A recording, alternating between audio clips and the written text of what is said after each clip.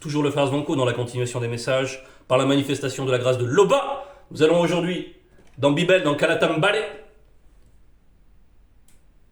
l'instrument de la délivrance aux éditions Zulula100.com. Oui, aujourd'hui, donc, il nous est donné d'aller dans Mutatedi. Mutatedi, c'est le chapitre 14 au verset 3. Mutatedi, c'est orientation à l'ouverture de la sagesse. Aujourd'hui, donc, on nous amène ici des leçons de sagesse, on nous amène à observer certaines choses dans la science de l'existence, parce que c'est une notion qui est évoquée aussi dans Bialabamunia. Donc, la science de l'existence, c'est l'exercice de la sagesse. C'est l'application des préceptes. C'est vivre par les préceptes. Et aujourd'hui, donc, le thème, c'est envie et avarice. Envie et avarice. Donc, si on nous parle de sagesse, c'est pour éviter ces travers, ces écueils. L'envie et l'avarice, ce sont deux dispositions néfastes qui peuvent saisir une personne, même parce que la personne a ouvert la porte, bien sûr, mais voilà. C'est pas, même en tant que non-initié gracié, il faut être vigilant par rapport à ces deux écueils. Donc, envie et avarice, deux facettes d'un problème, c'est selon ce dont on dispose en termes de richesse dans le visible. L'avare, lui, il a de la richesse. Il a de la richesse, ou il a une certaine fortune, mais il est incapable d'en jouir. Et l'envieux, lui, il estime qu'il n'en a pas assez, parce que ça se trouve, il en a assez, selon le verbe, pour être bien. Mais lui, ça ne lui suffit pas. Il veut toujours plus. Il veut toujours plus. L'avare aussi veut toujours plus. Il y a tout cela, mais on va voir tout ça en détail. Mais généralement, donc, soit on est d'un côté, soit on estime qu'on manque de richesse, soit on en a et on est néanmoins privé de la jouissance de cette richesse. Deux facettes donc d'un même rapport à la richesse. Donc c'est ce dont on nous parle ici, c'est le rapport à la richesse, l'envie. L'envie, après, ça peut être encore plus vaste, parce qu'on peut envier diverses choses, bien sûr. Il y a diverses sortes de richesses. Mais on verra ça plus tard. À quoi sert la fortune? Donc au verset 3. Si on est avare, à quoi bon être riche si on hésite à dépenser? Donc, à quoi sert la fortune si on est avare? À quoi bon être riche si on hésite à dépenser? Donc là, on nous pose la question. À quoi bon? Tu as de la richesse, tu as une certaine fortune et tu ne l'utilises pas. tu as un gros compte en banque avec plein de zéros et puis un chiffre devant, bien sûr, sinon ça ne sert à rien. Mais, et puis quoi? Et tu te satisfais de ça. Et en fait, l'avare, il contemple ça, il voit ces chiffres-là et il est content avec ça. Et il veut pas que ça bouge, il veut pas que ça descende. Il veut pas voir le chiffre chuter, c'est tout. Il va garder. Voilà. Pour lui, c'est ça la richesse. C'est ça la richesse. Alors, ça peut avoir plein de raisons profondes, mais des complexes, divers et variés, le besoin de se dire... bon, on va pas trop rentrer là-dedans tout de suite. On va plutôt placer le fondement. Placer le fondement, on va aller dans Kudumane, évangile caché de Kudumane Moula, au chapitre 36, au verset 64, qui nous dit « Tété ou l'argent ?» Tété ou l'argent, c'est le petit titre du passage, qui fait qu'un seul verset, Tété ou l'argent. Donc là, on nous place devant un choix. Il y a Tété, et tout ce qui a trait à la spiritualité, ou l'argent. Donc là, c'est très important de savoir comment on se positionne dans la richesse. Nul initié ne peut servir deux balais, dit maître dans le visible. Et vous ne pouvez servir Tété et les démons de la richesse visible. Et là, on nous parle du démon de la richesse visible. Bien sûr, on peut être très riche et servir Tété. Bien sûr, il y a des patriarches qui étaient très riches et qui ont servi Tété. Mais ils avaient une relation à cette richesse qui était saine du point de vue du verbe. C'est-à-dire qu'il y avait une hiérarchisation. C'est-à-dire que le saint des saints, le trésor de leur cœur, ce n'était pas la richesse du visible. Le trésor de leur cœur, c'était le verbe. Et c'est bien gardé comme ça. C'est pour ça que, voilà, tout le monde n'est pas prêt à jouir de la bénédiction financière. Parce que ça peut gravement altérer ce positionnement des choses dans le rapport à la richesse. Tant qu'on ne l'a pas vécu, on ne peut pas affirmer à 100%. C'est le verbe qui sait, si on est prêt pour assumer d'avoir de la richesse. Bref, On voit que sinon, ce sont des démons qui vont venir, qui vont entrer. Ça va être une porte. C'est-à-dire que quand l'amour des richesses, l'amour du train de vie, etc., va rentrer, ah, là, il va y avoir des démons. Et donc, il y a des démons qui sont spécialisés dans l'avarice. Dans l'avarice. Et on va revenir dans notre passage thème. Donc, l'avarice, c'est un rapport à la richesse qui est néfaste. Qui est néfaste. On va étayer dans Mutatedi à quels égards tout cela est néfaste. Et on voit donc qu'il y a des démons derrière cette activité. De l'avarice. Verset 4. Celui qui amasse en se privant lui-même amasse pour autrui. Avec ses biens, d'autres vivront dans le luxe. Bon. Il y a cette personne donc, qui a de la richesse et qui n'en jouit pas. Donc forcément, il va s'en aller. Et c'est ce qu'on va voir dans Mulangoedi. Mulangoedi 5, versets 12 à 15. Mulangoedi, ça veut dire celui qui raconte. C'est encore Mon Mon ici qui nous délivre son expérience des choses, son observation, et qui nous dit: sous le soleil, j'ai remarqué une situation pénible, celle d'un homme qui a mis sa richesse en réserve, et cela cause son malheur. Donc, il a mis sa richesse de côté. Alors, on parlera de l'épargne plus tard, mais il l'a mise de côté. Et là, on nous dit sa richesse. Donc, ça veut dire qu'en fait, il vit avec des moyens, on va dire, basiques. C'est comme ces personnes qui gagnent à la loterie, on les interviewe, face caméra, ils s'en font un point d'honneur. Moi, je continue à travailler, je vis. Il y a même des gens qui bossent à l'usine, ils bossent dans des boulots durs. Toute leur vie, ils ont fait comme ça, et du coup, ils veulent rester dans ce qui est dur, et ils mettent cette richesse en réserve. Ils veulent pas l'employer. Ils veulent juste la mettre de côté et continuer. Oui, et ils mettent un point d'honneur, donc, à rester dans ce qui est difficile et à continuer à vivre de leurs petites subsides, comme ça, tandis qu'ils ont des grandes richesses à côté. Ces richesses se perdent dans quelques événements fâcheux causés par les démons de circonstance. Il a engendré un fils et il ne reste rien entre ses mains. Donc là, on évoque les démons de circonstance. Parfois, on a des richesses. On voit par exemple la France, il y a des ressortissants russes. Ils ont des richesses en France, du patrimoine, etc. Et d'un coup, la France dit, voilà, on va saisir tout ça. Donc d'un coup, du jour au lendemain, votre richesse, elle n'est plus à vous.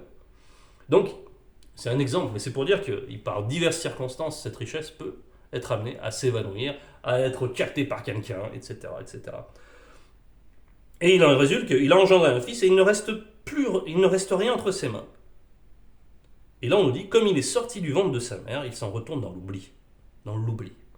Donc, l'oubli, c'est l'état de ce qui a été vain, quoi. Les vains. Déjà, l'existence sans le verbe de l'Oba, c'est une existence vaine. C'est une existence où il n'y a pas servi grand-chose. Après, il y a des sacrifiés, c'est des cas particuliers. Mais la vie véritable, elle est liée au verbe, évidemment. Donc, déjà, il y a cela. Mais en plus, il y a même si on n'a pas le verbe, il y a des gens qui n'ont pas le verbe, ils ont des richesses et ils ne les emploient pas. Et ils s'en vont. Et ils quittent l'existence et rien. Ils ont même pas joui de l'existence. Et vu de l'extérieur, même pour quelqu'un qui est pas dans le verbe, c'est quelque chose de lamentable. De lamentable. C'est quelque chose qui est déraisonnable. Qui est tellement déraisonnable que les gens vont se dire, mais quel sort lamentable pour cette personne. Il avait de quoi se mettre bien, il avait de quoi profiter. Il est parti, il n'a pas pu. Et ses enfants en plus n'ont rien. On va se dire, mais celui-là, il n'a pas réussi. Bon, on va retourner dans notre passage thème, on reviendra plus tard dans Mulangoedi 5, au verset 16. Au verset 15, pardon. Donc, dans notre passage thème, on va étayer encore. Celui qui est dur pour lui-même, pour qui serait-il bon ? Il ne jouira pas de ses trésors. Donc, celui qui est dur pour lui-même. Donc, ça n'a rien à voir avec la violence qu'on nous demande dans le combat spirituel. Quand on nous demande en termes de discipline. Parce que celui qui est dans l'initiation, il cherche à s'affermir. S'affermir, ce n'est pas s'endurcir. Spirituellement, c'est deux choses distinctes. S'affermir, c'est devenir plus fort sur ses bases, être plus plus discipliné, être plus proche de la fusion avec les lois du Verbe. C'est ça, s'affermir. C'est s'identifier de plus en plus à la loi. En cela, on s'affermit. Mais on reste, et en cela, on s'affranchit, on devient de plus en plus libre. Non, là, on parle de l'endurcissement qui est souvent lié aussi à l'orgueil. L'endurcissement de cœur, celui-là, c'est une notion néfaste. Celui qui est dur pour lui-même, pour qui serait-il bon? On nous pose la question. Donc, dans cette notion de dureté, ça va être une sécheresse, une terre stérile. Pourtant, cette terre stérile bénéficie, si on doit prolonger l'image, de grandes nappes phréatiques, de grandes ressources en dessous. Mais elle n'y puise pas. Mais elle ne fait rien croître. Elle n'y puise pas pour elle-même, elle ne fait rien croître. Elle ne sert à rien. Donc, il ne jouira pas de ses trésors. Voilà, ça c'était une chose. Verset 6. Il n'y a pas pire que celui qui se maltraite soi-même. C'est là la rançon de sa méchanceté. Il n'y a pas pire, les mots ont un sens, précisément dans Bible. Il n'y a pas pire que celui qui se maltraite soi-même. Il y a des gens méchants, des gens profondément méchants, qui maltraitent les autres, mais au moins pour eux, ils se font du bien. Je veux dire, voilà, ils se mettent bien, ils mangent bien, ils ont les meilleurs médecins. Quand il faut dépenser de l'argent pour des bonnes choses, pour jouir de l'existence dans le visible, ils le font. Mais l'avare, lui, il est dans une situation... C'est encore pire dans la méchanceté, c'est que même pour lui, il n'arrive pas à bien se traiter. Il n'a même pas d'égard pour lui-même. Il n'a pas d'égard pour autrui, mais il n'a même pas d'égard pour lui-même. Donc là, on est à un stade avancé, c'est le délire. C'est que celui qui a de quoi jouir et qui ne veut pas en jouir, qui se satisfait juste de son compteur sur son compte en banque, de voir une série de chiffres, et qui veut surtout pas que ça bouge vers le bas, il va examiner, il va toujours être chiche. Eh bien, celui-là, il est dans le délire. Il est vraiment en dessous de tout. C'est ça le pire. Même s'il fait le bien, il le fait par mégarde et finit par révéler sa méchanceté. Par mégarde, et ça c'est important, par mégarde, on veut dire par là qu'il y a ce qu'on garde, et ce qu'on garde c'est le trésor, d'accord? Et quand il y a mégarde, c'est qu'on n'a pas fait attention, on n'a pas bien veillé sur son trésor. Et pourquoi on le fait? Ben, c'est souvent par rapport à des circonstances. Cette mégarde, elle vient des circonstances, c'est-à-dire que l'avaricieux, pris dans un contexte global, il est sollicité, il y a sa famille charnelle, il y a du public, il y a les médias, etc. Et par vanité, il va sortir son porte-monnaie, il va enfin sortir des billets pour faire du bien devant les caméras, pour faire du bien par rapport au regard des autres personnes. Donc voilà comment il y a une forme de mégarde pour l'avaricieux, et c'est dans ces circonstances-là, par vanité, par attachement aussi à la gloire des hommes, parce que derrière la richesse, il y a aussi la gloire qui est liée, la gloire des hommes, eh bien, il se laisse entraîner à sortir quelques billets, malgré tout. Mais il finit par révéler sa méchanceté. C'est qu'il va vite se revenir à lui-même, revenir à son trésor, il va vite essayer de récupérer les billets. Voilà, il est dans une telle médiocrité, c'est-à-dire que ce qu'il va faire par devant, après par derrière, il va venir, ouais, viens voir mon ami, viens me rendre l'argent. Il va être capable d'aller gratter comme ça. C'est celui qui, avaricieux, il va voir la petite pièce là qui vaut rien, là, 1 centime d'euro, tu vois. Et il va même pousser des gens pour ramasser ça, alors qu'il a déjà des biens, des richesses considérables sur son compte en banque. Non, la pièce de 1 centime, il va aller la chercher dans le caniveau alors qu'il y a des voitures qui passent. Il est délirant. Il est possédé par les démons de la richesse du visible, qui l'amène à faire des choses insensées. Donc, verset 8, il est mauvais, l'homme aux yeux envieux, qui détourne le visage et méprise les gens. Là, on nous parle des hommes envieux. Et on nous parle de leur disposition aussi, donc les regards. On sait que dans le regard, il y a le regard, c'est le reflet de ce qu'il y a dans l'intériorité. Il est mauvais, l'homme aux yeux envieux, qui détourne le visage et méprise les gens. Oui, parce que l'envieux, lui, il désire des choses qui sont à autrui. Alors, on va juste dire que il peut désirer, bon là on est plus sous le rapport de la richesse du visible, mais ça peut être d'autres formes de richesse, l'envie peut s'appliquer à d'autres choses. Il faut se rappeler que que le jadis, c'est aussi par là qu'il est tombé. Donc c'est par l'envie. Il a vu la richesse de l'intellection de certaines entités. Et il a désiré cette richesse. Il a désiré. Et il n'a pas respecté le droit d'aînesse. Il a commencé à concevoir des choses mauvaises dans son intériorité par rapport à l'envie. Donc, l'homme aux yeux envieux qui détourne le visage et méprise les gens. Méprise les gens, en fait, c'est un préalable. L'envieux, il doit mépriser les gens, puisque dans les personnes qu'il rencontre, il ne voit que des opportunités de soutirer quelque chose. Donc il a une vision utilitariste des êtres qu'il voit. Il va donc, lui son but c'est de profiter, soit des richesses qu'il a, soit de la notoriété qu'il a, soit etc. Mais donc il désire la chose que possède l'autre. Et l'autre, ce n'est qu'un instrument de la chose qu'il possède. Donc il est obligé, pour accéder à cette chose, de mépriser son possesseur. Donc le mépris est nécessaire. Donc il cultive des sentiments de mépris. Il est obligé d'haïr. Il est obligé de... Et une fois par exemple, il va jouer l'hypocrisie, il va jouer l'amitié, etc. Et puis une fois qu'il aura capté la chose, et qu'il aura dépouillé, il sera arrivé à ses fins par l'escroquerie, par divers moyens, il va ostensiblement, il va se révéler, il va dire mais voilà, tu sers à rien, dégage. Il va le traiter comme s'il ne lui devait rien. Parce que voilà, c'est ainsi qu'il est disposé. Donc on voit que le mépris est lié à l'envie. Qui envie, méprise. Donc il faut faire très attention, nous, lorsque on voit survenir cette forme de convoitise liée à l'envie, gare. Les yeux de l'insensé ne sont pas satisfaits de sa part. Une avidité mauvaise trouble son âme. Les yeux de l'insensé. Donc là, pareil, on est dans le domaine du délire, de ce qui est insensé, ne sont pas satisfaits de sa part. Une avidité mauvaise trouble son âme. Et l'avidité, c'est le trait commun entre l'avare et l'envieux. C'est qu'ils se sentent plus loin vides. Ils se sentent toujours vides. Ils n'arrivent pas à se satisfaire de ce qu'ils ont, qu'ils aient un peu ou qu'ils aient pas beaucoup.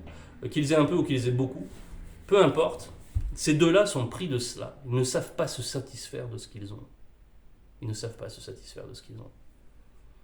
Et du coup, ils laissent leur insatisfaction, leur frustration germer, fermenter. Et ils commencent à nourrir l'envie, ils commencent à nourrir des idées, des plans, des stratagèmes pour pouvoir acquérir ce qu'il désire. On peut repenser aussi à comment le jadis il a inspiré le dragon, serpent terrestre, pour selon sa convoitise, selon son envie, il est rentré par cette porte. Et comment ensuite il lui a insufflé des idées, des planifications pour satisfaire l'envie du serpent et pour le moyen, c'est donc de mépriser Moto et de mépriser Muto. Ça passe par là, on retrouve le mépris. Il faut d'abord les mépriser, leur vouloir du mal, accepter de leur faire du mal pour quelque chose.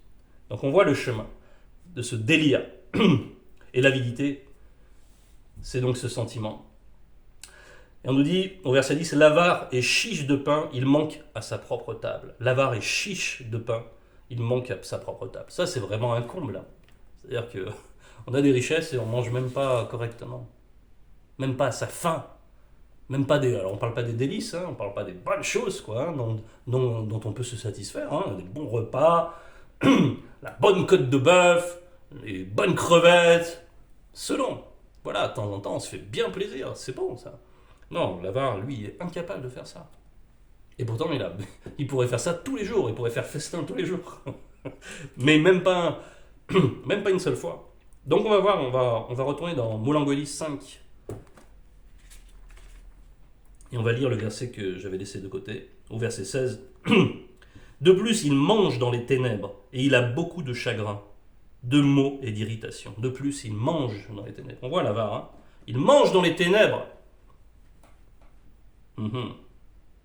Et il a beaucoup de chagrin, de maux et d'irritation. Voilà son lot. Voilà sa rançon, c'est ce qu'on a dit tout à l'heure. C'est le chagrin, les maux, l'irritation, la frustration, jamais satisfait, toujours de mauvaise humeur. toujours aigri. Voilà. C'est le lot de sa disposition. De plus, il mange dans les ténèbres. C'est important ça, il mange dans les ténèbres. C'est-à-dire que il est dit, ce qui plaît aux yeux réjouit le cœur.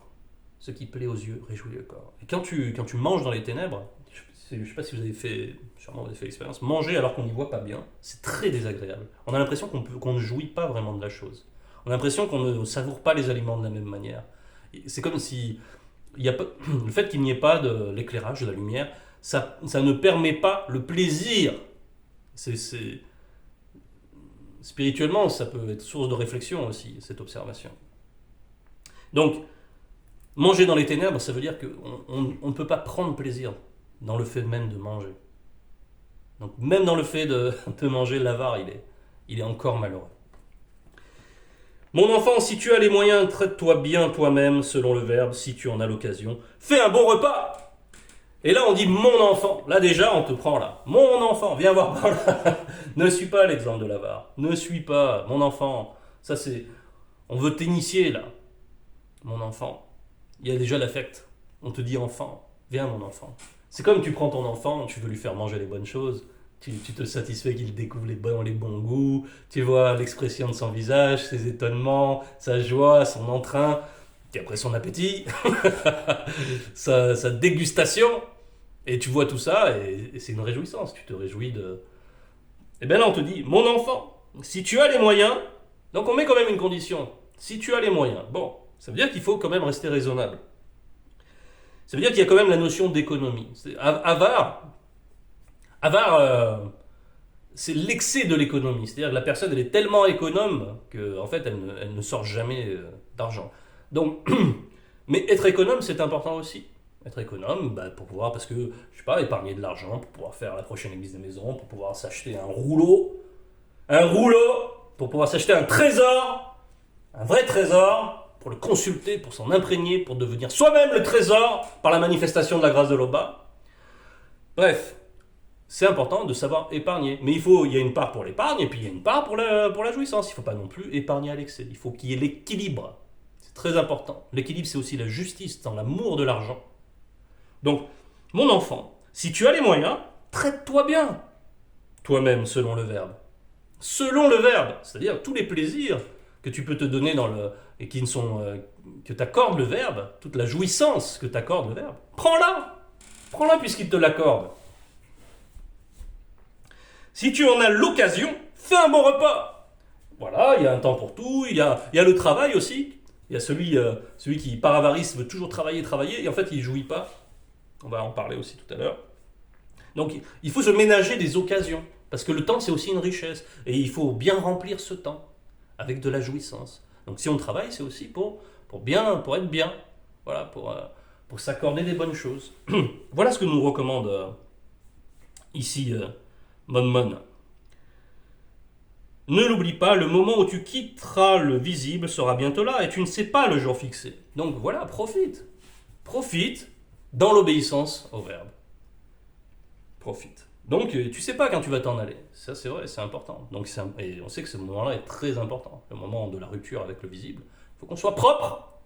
Mais il faut aussi qu'on soit bien satisfait, bien disposé. Pour qu'on soit bien spirituellement, il faut aussi qu'il y ait la joie.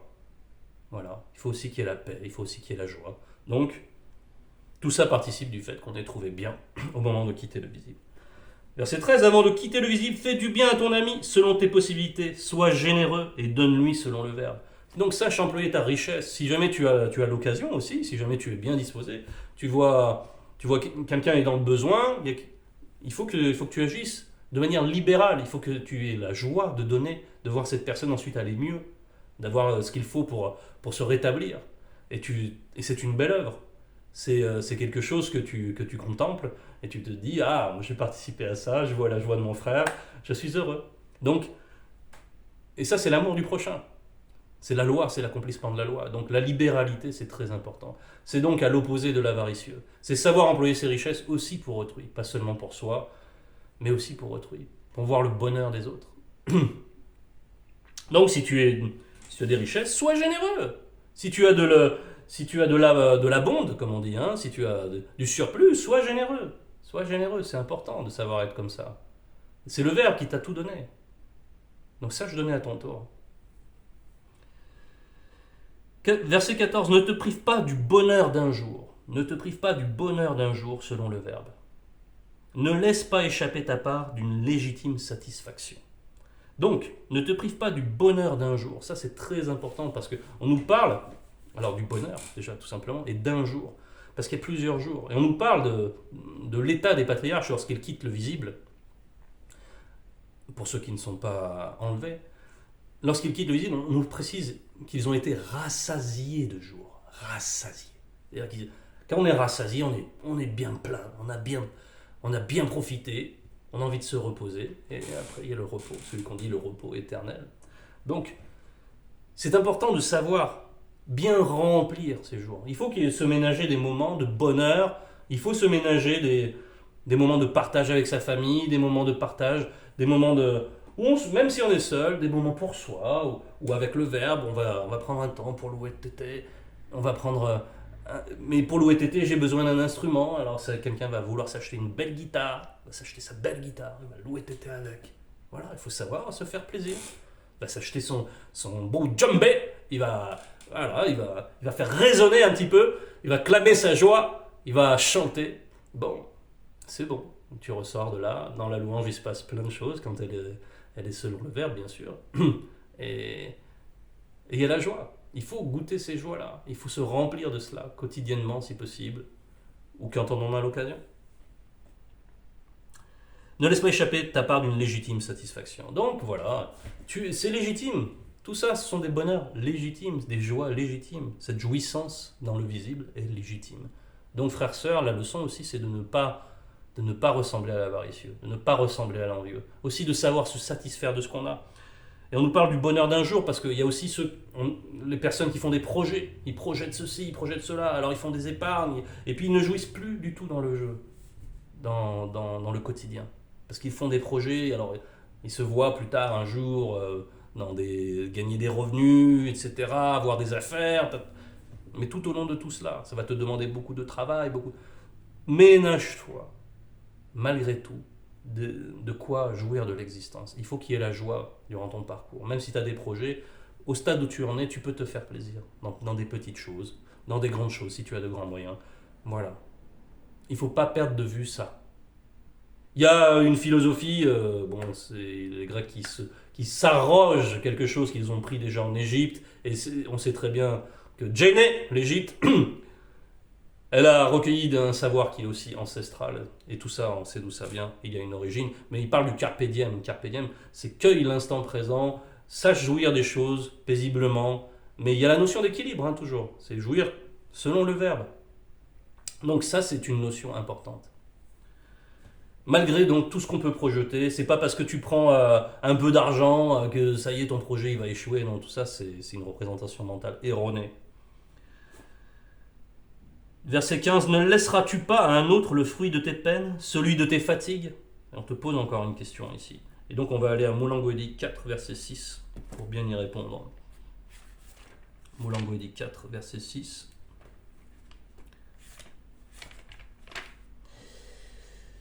Mieux vaut une main pleine avec repos que les deux mains pleines avec travail et poursuite du vent. Donc ça, c'est très important à intégrer. Donc, mieux vaut une main pleine avec repos que les deux mains pleines avec travail et poursuite du vent. Donc, vaut mieux avoir un peu moins de richesse, mais pouvoir en jouir, pouvoir avoir le temps d'en jouir. Ne serait-ce que le temps, parce que le temps, c'est aussi une forme de richesse. Le temps de jouir de ces choses-là. Parce que avoir beaucoup et n'avoir jamais le temps de jouir de ce que l'on a, être toujours dans les soucis de comment entretenir son patrimoine, parce que quand il y a beaucoup de richesse, il y a beaucoup de vanité. C'est aussi Moulin-Gouédy qui nous l'enseigne dans Bibel. Donc, quand il y a beaucoup de richesse, il y a beaucoup de vanité, il y a toujours plein de préoccupations, il faut toujours entretenir son patrimoine. Plus on a du patrimoine, plus on a des préoccupations. Plus il y a des choses pour entretenir ce patrimoine. Des travaux, de l'entretien. Bref, et si on passe son temps à entretenir, même si on vit au milieu des richesses, on peut ne pas en jouir. On peut avoir beaucoup de terrain, etc. Mais en fait, on est toujours affairé, on est tellement fatigué. Finalement, on n'a pas plus de bonheur que le prolo. Il se pose devant sa télé, il est tellement fatigué, il s'endort, et c'est reparti le lendemain. Je suis pas de mépris pour le prolétaire, j'en ai été bien des fois. C'est juste une parenthèse. c'est que tout travail mérite salaire. Alors, donc ça c'est une chose à intégrer, très importante. Et verset 16 qui est la conclusion, donne, prends, et réjouis ton âme selon le Verbe, car il n'y a plus aucun plaisir du visible à attendre dans le non visible. Donc on te dit, donne, prends. Il faut arrêter de se faire des soucis, de se faire des... Non, non, c'est bien d'être économe, d'être un peu prévoyant, mais voilà, après, si ça consiste à se priver de tout pour pouvoir avoir une petite économie, pour pouvoir avoir des projets, etc., et puis boum, finalement, la fin de ton existence arrive dans le visible, et toutes ces économies, t'en as pas joui, c'est quand même... ce serait malheureux de partager le sort de l'avaricieux. C'était le message, frères et sœurs. Toute gloire à l'Oba.